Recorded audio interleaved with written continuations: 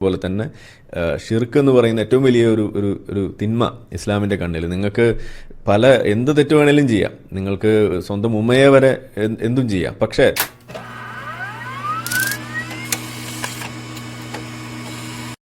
പ്രിയപ്പെട്ട സുഹൃത്തുക്കളെ, നിങ്ങൾക്ക് എല്ലാവർക്കും നമ്മുടെ ഡെയിലി ഡാഷ് മലയാളം ചാനലിന്റെ പുതിയൊരു വീഡിയോയിലേക്ക് സ്വാഗതം. ആരിഫ് ഹുസൈൻ. നമ്മൾ ഇന്ന് വീണ്ടും സംസാരിക്കാൻ ഉദ്ദേശിക്കുന്നത് സംഘിവാണം ആരിഫ് ഹുസൈനെ കുറിച്ചിട്ടാണ്.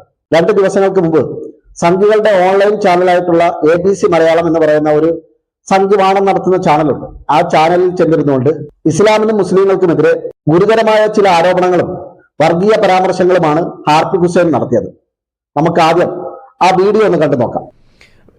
വാവൽ സ്വാമി എന്ന് പറയുന്ന ഒരു കഥാപാത്രം സത്യം പറഞ്ഞു കഴിഞ്ഞാൽ ഇസ്ലാമുമായിട്ട് ബന്ധം ഒന്നുമില്ല. പിന്നെ ബന്ധം ഉണ്ട് എന്ന് പറഞ്ഞാൽ തന്നെ അത് ഇസ്ലാമികമായ ഒരു കണക്ഷനും ആകില്ല. അങ്ങനെ ഒരു ബന്ധം ഇപ്പോൾ ധനുഷ് എന്ന് പറയുന്ന കാഫിർ എൻ്റെ സുഹൃത്ത്, ഞാൻ മുസ്ലിം ആണെന്നുണ്ടെങ്കിൽ എൻ്റെ സുഹൃത്താണെന്ന് പറയുമ്പോൾ അതിന് ഇസ്ലാമുമായിട്ട് ബന്ധമൊന്നുമില്ല എന്ന് മാത്രമല്ല, ഇസ്ലാം പഠിപ്പിക്കുന്നതിന് എതിരുമാണത്. കാരണം നിങ്ങൾ സുഹൃത്തുക്കളായിട്ട് തിരഞ്ഞെടുക്കുമ്പോൾ അവിടെ കാഫിറുമായിട്ട് സുഹൃത്ത് ബന്ധം ഉണ്ടാകരുത്. നിങ്ങളുടെ സുഹൃത്ത് ബന്ധങ്ങളിൽ എപ്പോഴും നിങ്ങൾ പ്രയോറിറ്റി കൊടുക്കേണ്ടത് സമുദായത്തിലുള്ള ആളുകളെയാണ് എന്ന് തന്നെയാണ് ഇസ്ലാമൊക്കെ പഠിപ്പിച്ചു വെക്കുന്നത്. അയ്യപ്പനെയും ബാബറെയും സംബന്ധിച്ചുള്ള ചർച്ചയാണ്.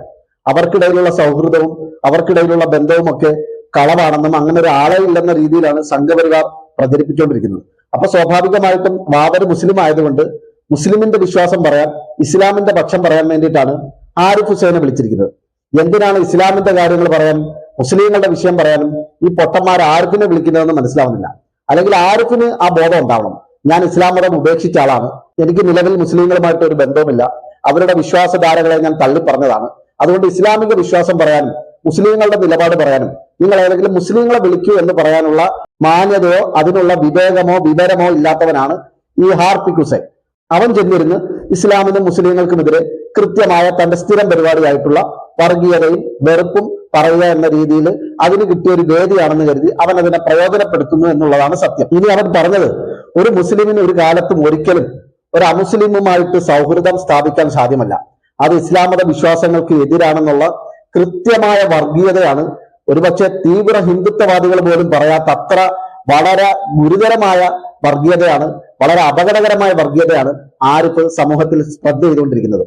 ഇസ്ലാമിനും മുസ്ലിങ്ങൾക്കുമെതിരെ ഒരു വിഭാഗത്തെ സൃഷ്ടിച്ചെടുക്കുക, മുസ്ലിമീങ്ങളെ എവിടെ വെച്ച് കണ്ടാലും പോയി ആക്രമിക്കുന്ന വിധത്തിലേക്ക് അവരുടെ ഉള്ളിൽ മുസ്ലിങ്ങൾക്കും ഇസ്ലാമിനുമെതിരെ കൃത്യമായ വിദ്വേഷം നിറയ്ക്കുക, വെറുപ്പ് നിറയ്ക്കുക എന്ന ഒറ്റ ഉദ്ദേശത്തിലാണ് സംഘപരിവാറിന്റെ തീവ്ര വിഭാഗം പോലും ചെയ്യാത്ത പണിയുമായി ആരിഫ് ഹുസൈൻ രംഗത്തിറങ്ങിയിരിക്കുന്നത്.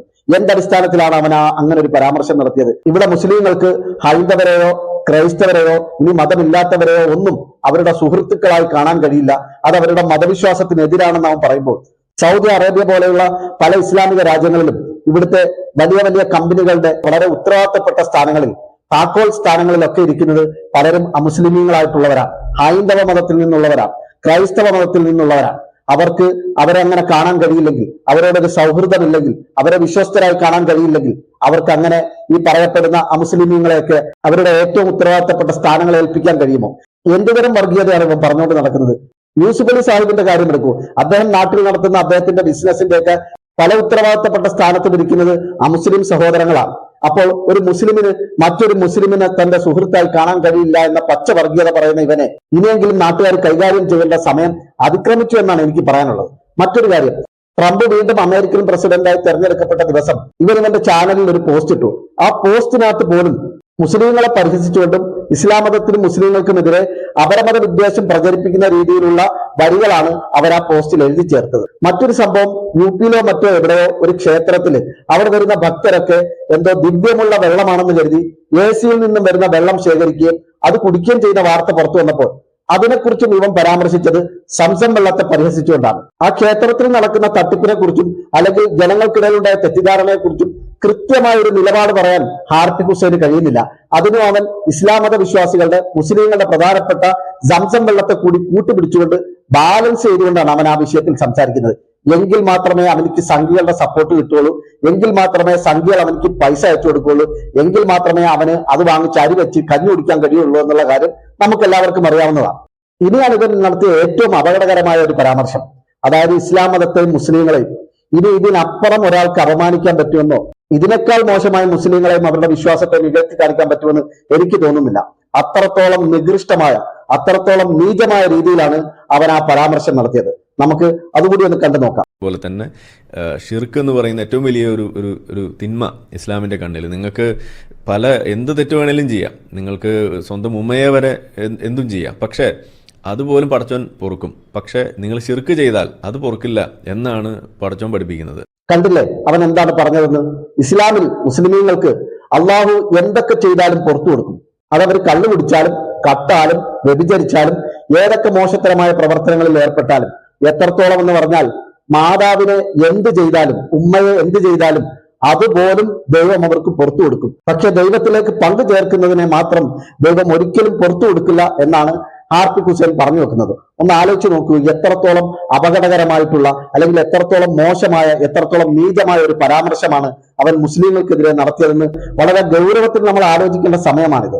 ചരിത്രം നമ്മൾക്ക് എല്ലാവർക്കും അറിയാം. ഒരിക്കൽ പ്രവാചകന്റെ സന്നിധിയിൽ ഒരു അനുയായി വന്നുകൊണ്ട് ചോദിച്ചു, പ്രവാചകരെ, ഞാൻ ഈ ഭൂമിയിൽ ഏറ്റവും കടമപ്പെടേണ്ടത്, അല്ലെങ്കിൽ എനിക്ക് കടപ്പാടുള്ളത് ആരോടാണ്? പ്രവാചകൻ പറഞ്ഞു, നിന്റെ മാതാവിനോട്.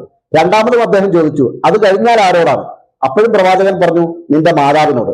മൂന്നാമതായി ഞാൻ ആരോടാണ് പ്രവാചകരെ ഏറ്റവും കൂടുതൽ കടപ്പെട്ടിരിക്കുന്നതെന്ന് ചോദിച്ചപ്പോഴും പ്രവാചകൻ പറഞ്ഞത് മൂന്നാമതും നിന്റെ മാതാവിനോടെന്നാണ്. നാലാമത് ആരോടാണെന്ന് ചോദിച്ചപ്പോഴാണ് പ്രവാചകർ പിതാവിന്റെ പേര് പറയുന്നത്. ഒന്നാമതായും രണ്ടാമതായും മൂന്നാമതായും ഒരു വിശ്വാസിയെ സംബന്ധിച്ചിടത്തോളം അവന്റെ കടപ്പാട് അവന്റെ മാതാവിനോട് ആണ് എന്ന് പറയുന്ന, അല്ലെങ്കിൽ അങ്ങനെ പഠിപ്പിക്കുന്ന ഒരു മതത്തെക്കുറിച്ചാണ് ആരിഫ് ഹുസൈൻ എന്ന തെമ്മാടി പറയുന്നത്.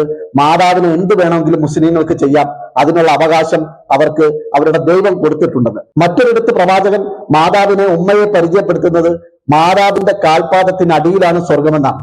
അത്രത്തോളം മഹനീയമായ സ്ഥാനം, അത്രത്തോളം ബഹുമാനവും ആദരവും കൽപ്പിക്കപ്പെടേണ്ടതാണ് എല്ലാവരുടെയും ഉമ്മമാരെന്നുള്ളതാണ് പ്രവാചകൻ നൽകുന്ന സന്ദേശം. ആ ഉമ്മയെ നിങ്ങൾക്ക് എന്ത് വേണമെങ്കിലും ചെയ്യാം, അതിന് ദൈവം നിങ്ങൾക്ക് പുറത്തു തരുമെന്ന രീതിയിൽ തെമ്മാടിത്തരവും വിവരക്കേടും പറയുന്ന ആരിഫ് ഹുസൈനെ ഏത് രീതിയിലാണ് കൈകാര്യം ചെയ്യേണ്ടതെന്ന് നാട്ടുകാർ ആലോചിക്കുക. ഇനി പരിശുദ്ധമായ ഖുർആൻ എന്താണ് മാതാപിതാക്കളെ കുറിച്ച് പറയുന്നത്? അവിടെ പ്രത്യേകം ഖുർആന്റെ പരാമർശം, വലാ ഉഫിൻ, നിങ്ങൾ ഛേ എന്നൊരു വാക്ക് പോലും നിങ്ങളുടെ മാതാപിതാക്കളോട് നിങ്ങൾ പറയാൻ പാടില്ല. അവരുമായ അഭിപ്രായ വ്യത്യാസങ്ങൾ ഉണ്ടാവാം, തർക്കങ്ങൾ ഉണ്ടാവാം, അവർ നിങ്ങളെ വിഷമിപ്പിക്കുന്ന എന്തെങ്കിലും വാക്കുകളോ പ്രവർത്തികളോ ഒക്കെ പറഞ്ഞു എന്നിരിക്കാം. എന്നാൽ പോലും നിങ്ങളുടെ മാതാപിതാക്കളോട് ഒരിക്കലും നിങ്ങൾ ഛേ എന്നൊരു വാക്ക് പോലും ഉപയോഗിച്ചു പോകരുത് എന്നുള്ള കർശനമായ നിർദ്ദേശമാണ് പരിശുദ്ധമായ ഖുർആൻ വിശ്വാസികൾക്ക് നൽകുന്നത്.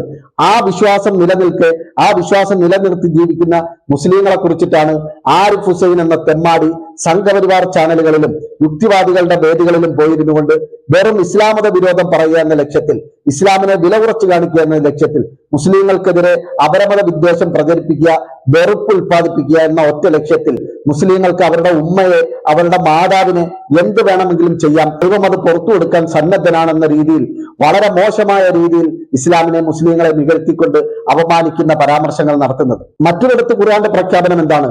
റബ്ബിർഹംഹുമാ കമാ റബ്ബയാനി സഗീറ എന്നാണ് ഖുർആൻ പറയുന്നത്.